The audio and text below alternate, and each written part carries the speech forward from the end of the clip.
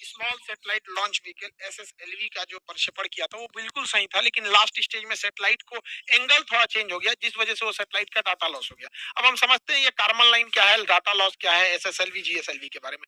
देखिए, हमारी जो आजादी हुई थी आज से लगभग 75 साल पहले 1947 में हुई थी। तो हम लोग के यहाँ जब भी कोई बड़ी घटना होती है तो उसे अलग अलग महोत्सव या नाम देते हैं। जैसे 10 साल को हम लोग डिकेड कहते हैं, 25 साल को सिल्वर जुबली बोलते हैं, जुबली मतलब महोत्सव, तो सिल्वर जुबली बोलते हैं। 50 साल को हम गोल्डन जुबली बोलते हैं। 60 साल को डायमंड जुबली बोलते हैं। तो डायमंड जुबली जो होता है ना 60 साल का होता है, लेकिन हम लोग डायमंड जुबली को तो पार कर चुके हैं। हम लोग की इस बार आजादी का 75वां साल है। तो 75वां साल यानी हम लोग अंग्रेजी में बोले तो प्लेटिनम जुबली मना रहे हैं।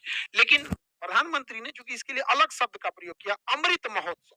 तो अमृत महोत्सव, घर घर झंडा, ये काफी अच्छा है। देश को अपना सेलिब्रेट इसी अंदाज से करना चाहिए। और क्यों ना 75वां सालगिरह बहुत बेहतरीन होता है। 75 100 साल हो जाएगा तो सेंचुरी बोलते हैं, तो ये कोड रहता है। तो हम लोग की आजादी मिली थी, इस आजादी के उपलक्ष्य में हम लोग का जो 75 साल हुआ, तो हर चीज को हम लोग 75 कर रहे थे। तो पूरे भारत से लग 75 स्कूलों से गर्ल्स स्टूडेंट को लिया गया जो साइंटिस्ट की कैटेगरी में जाते हैं, जूनियर साइंटिस्ट कहिए। और ऐसे 750 गर्ल्स को सेलेक्ट किया गया जो कि इसरो से जुड़ी थी। और वो उन लोगों ने अपना एक सैटेलाइट बताया आजादी के 75वें वर्षगांठ पर, इसलिए इसका नाम रखा गया आजादी सैटेलाइट, शॉर्टकट में आजादी सेट। तो आजादी सेट बनाया, इन लड़कियों ने बनाया था। बहुत नैनो सैटेलाइट था, छोटा सा, बट उसके अंदर सेंसर थे। अब जितने सैटेलाइट बनेंगे सब छोटे बनेंगे, पहले बड़े बड़े बनते थे, अब सब छोटे। पहले टेलीफोन इतना बड़ा होता था, अब तो मोबाइल छोटा सा आ गया है। तो जैसे जैसे टेक्नोलॉजी बढ़ेगी हर चीज स्मार्ट होते जाएगा और छोटा होते जाएगा। जबकि इसी रॉकेट के द्वारा अर्थ ऑब्जर्वेटरी सैटेलाइट इसरो को लॉन्च करना था। सब कुछ तय समय से था, लॉन्चिंग भी बढ़िया से सब कुछ था। तो जो सैटेलाइट बनाया गया था, तो सैटेलाइट बनाना में ज्यादा टेक्नोलॉजी लगती है, लेकिन उससे भी ज्यादा टेक्नोलॉजी लगती है रॉकेट बनाने में। क्योंकि सैटेलाइट भारत ने 1975 में ही आर्यभट्ट बना लिया था, लेकिन खुद छोड़ नहीं पाए थे, तो रूस को कहते, तो उसने अपने रॉकेट से छोड़ा था। तो हमारे पास पीएसएलवी बहुत भरोसेमंद सैटेलाइट है। यह रॉकेट है, ये अब तक 50 सफल अभियानों को कर चुका है। बहुत बेहतरीन है, मंगलयान से लेके ये सब ने बहुत बड़े बड़े सफल कारनामे किए। लेकिन इसके जगह पे कॉस्ट बचाने के लिए इसमें स्मॉल सैटेलाइट लॉन्च व्हीकल हम लोगों ने नया नया बनाया था, और ये बहुत बेहतरीन था। इसने काम भी बहुत अच्छा किया। इसके देखेंगे तो इसके 4 स्टेजेस हैं, मेनली 3 स्टेज है। सबसे बड़ा स्टेज जो है पहला स्टेज है। इसके बारे में पहले समझते हैं। इसकी लंबाई 34 मीटर है, व्यास जो इसकी मोटाई है वो 2 मीटर है, 120 टन खुद इसका भार है।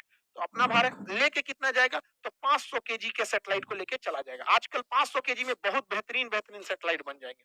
500 केजी के सैटेलाइट को 500 किलोमीटर की ऊंचाई तक ही इजीली लेके जा सकता है। सबसे बड़ी विशेषता इसकी 30 करोड़ रुपए है, महज 30 करोड़। जबकि भारत अपना सैटेलाइट जब यूरोप वालों को देता है ना, तो यूरोप वाले उस सैटेलाइट को छोड़ने का 500 करोड़ रुपया फीस लेते हैं। तो जरूरत नहीं, 500 करोड़ रुपया तुम फीस ले रहा है, यहाँ हम लोग का 30 करोड़ का रॉकेट आ गया यहाँ पर।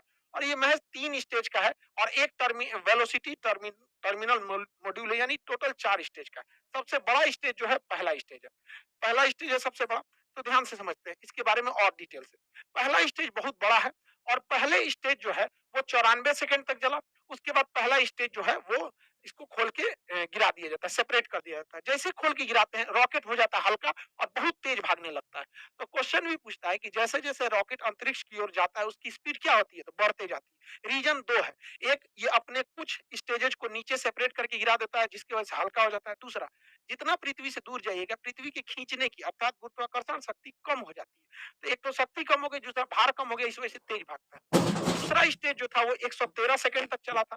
तीसरा स्टेज जो था वो 106 सेकंड तक चला था। यहाँ तक में कोई प्रॉब्लम आई थी। प्रॉब्लम आई थी चौथे स्टेज। अब यहाँ थोड़ा ध्यान से समझिएगा, ये तीनों स्टेज में ना सॉलिड ईंधन का प्रयोग किया जाता है।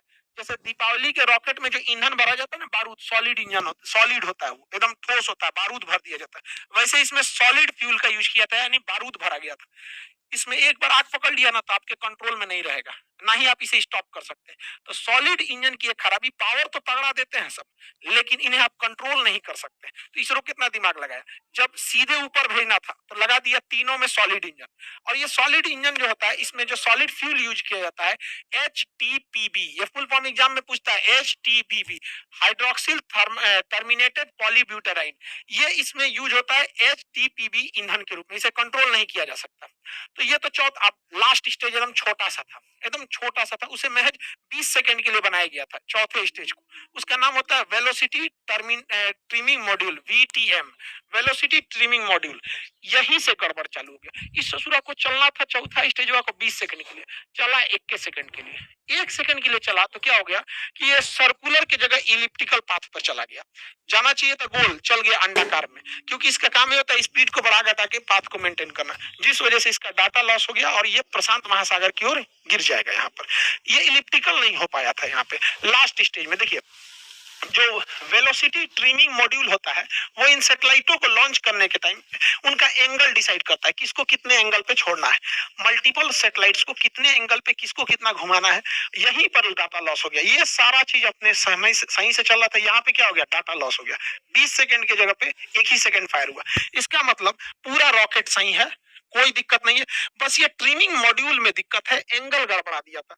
देखिए एक चीज ध्यान से समझिएगा, जो सैटेलाइट उपग्रह जो होते हैं पृथ्वी के करीब घूमते हैं उन्हें सर्कुलर पाथ पर घूमना पड़ता है, और जो दूर घूमते हैं उन्हें इलिप्टिकल पाथ पर घूमना पड़ता है। तो गलती से इसे जाना चाहिए था सर्कुलर पे, चल गया इलिप्टिकल पे, जिस वजह से ये क्या हो गया, गड़बड़ हो गया अपने ट्रिमिंग फेज में। इसलिए देखेंगे लास्ट फेज में बस ये 20 सेकंड के लिए यही बच गया था, जिस वजह से ये फेल कर गया था।